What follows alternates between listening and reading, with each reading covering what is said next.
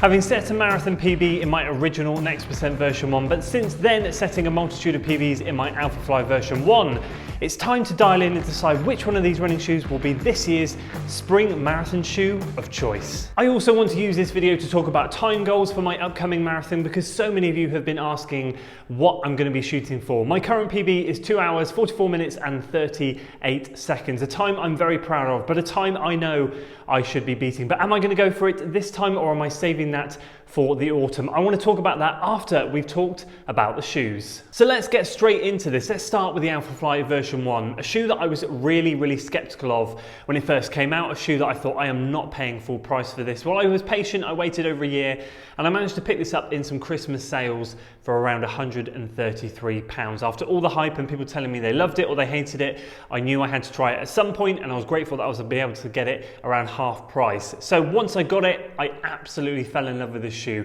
Did come a cropper of the one common issue that so many people find, such a thin midfoot area here.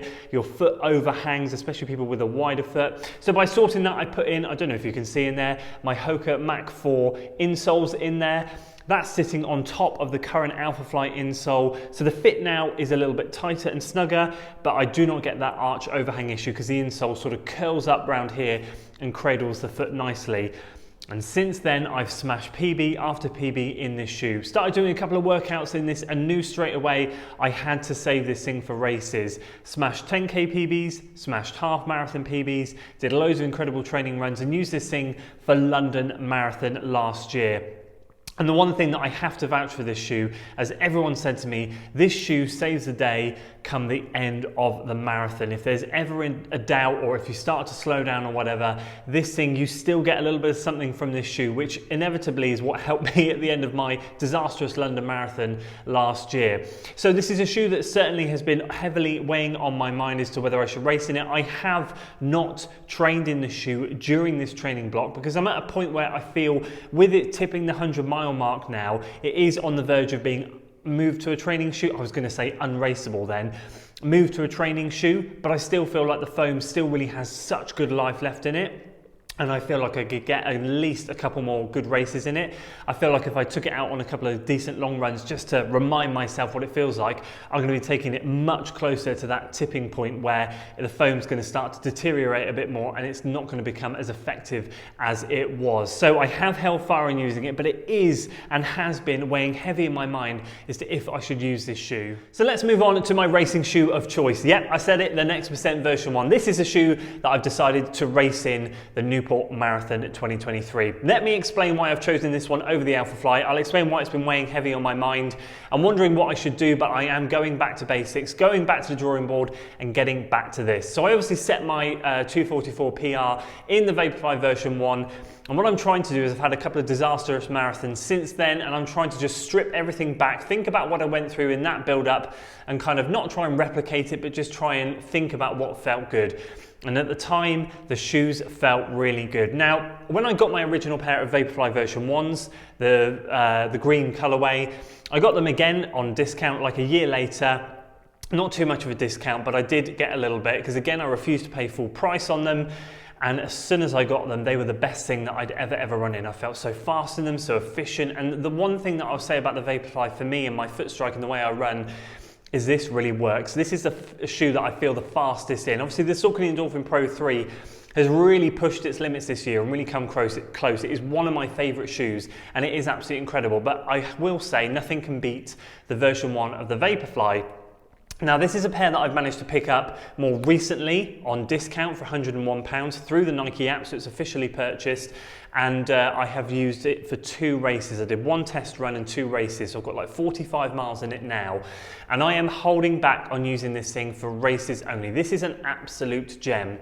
This year I've managed to smash my 10K PB, my 8-mile PB, in this shoe, and it's just reminded me when I'm racing in it not only how good I feel in it but how much fun it feels as well, and that is a massive factor that I need to take into consideration. So when I did my Shepherdine 2:44 marathon, it felt fun, it felt good, it felt fast, and I had an absolute blast. And every time I run in this shoe, I just mentally smile so much. I love it. There's nothing more that I'd rather be racing in. When I'm running in this, there's just nothing else that I want. So I've got to take the two into consideration. The foam in both of these shoes are incredible, but I am going to go back to basics. The one thing I'll say is, the Alphafly saved my bacon in London, especially when it came to the end of the race. But I have this thing in my head, and I find it in training and I find it in racing. If you're having a good day, the shoes don't weigh you down. The shoes don't matter. I don't think to myself at the end, oh, those last 3 miles are going to be better in the Alphafly than the next percent. If you're having a good day, shoes don't come into it. You're just having a good day. If you're having a bad day, that's when the shoes play a little bit of a factor. So I'm trying to think to myself, be positive, focus on the fact that you're going to have a good day at Newport. Regardless of what happens, you're going to have a good day. And so that choice of the last 3 miles shouldn't come into it. You want to go and have fun. You want to go and feel fast. You want to go and feel efficient.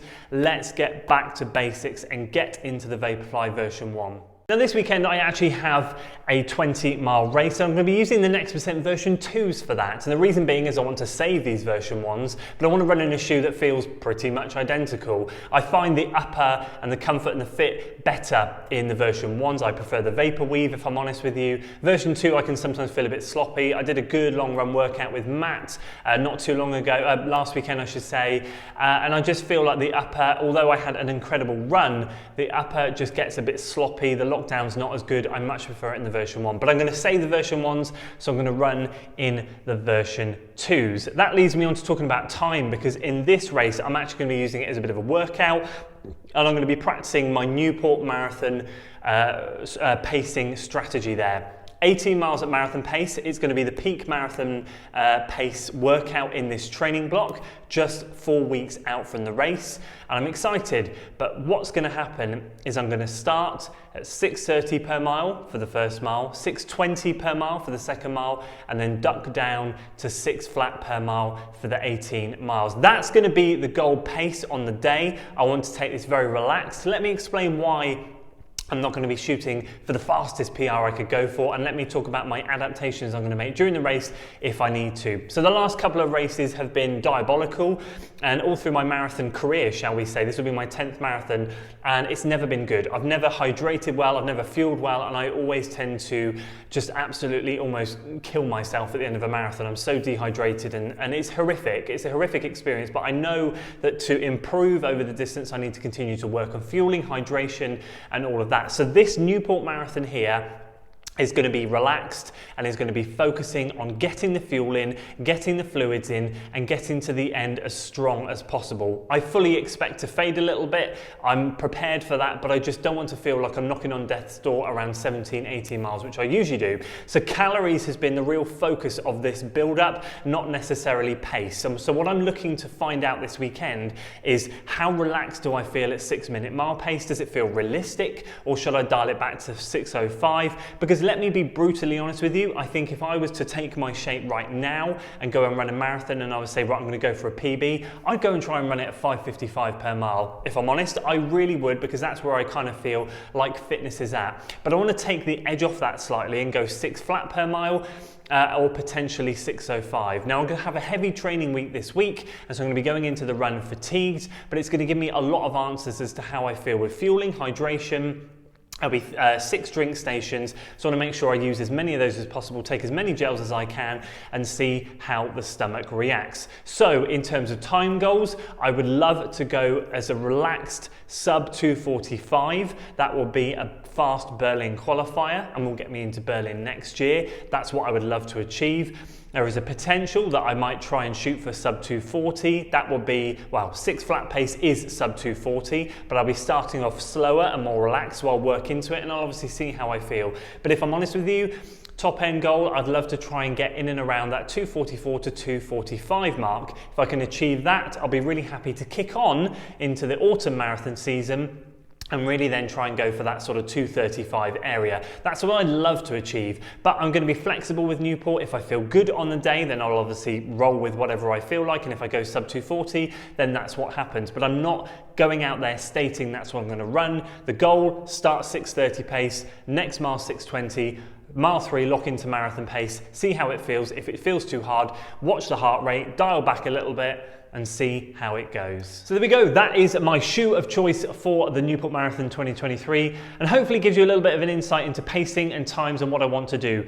This marathon is all about being relaxed and calm, getting fuel on board in the body when I am relaxed and calm, so that towards the end of the marathon, when it really starts to get hard, I've put a good amount of fuel in the body at the start, which is something that I always fail to do. So this is something that I really want to work on, really want to dial in. I don't expect this to be perfect. I expect this to take a good 2, 3, 4 marathons for me to really start to dial in, but this is going to be the first stepping stone into hopefully becoming a better marathoner. Well, I hope so. I'm going to keep my fingers crossed anyway. So that's the goal. Hopefully that gives you some answers as to what's going to be happening. If you've got any other questions about the upcoming marathon, please do leave them in the comments below. And what I'll try and do is I'll try and answer them, or at least give you some bit more detailed information in the final 4 weeks or 5 weeks of the marathon training series that you can catch on this channel every single Sunday leading into the Newport Marathon. That's it for today, guys. If you enjoyed the video, please do consider giving it a like, share it with your friends, subscribe to the channel for weekly running content, and as always, I'll see you on the next one. Until then.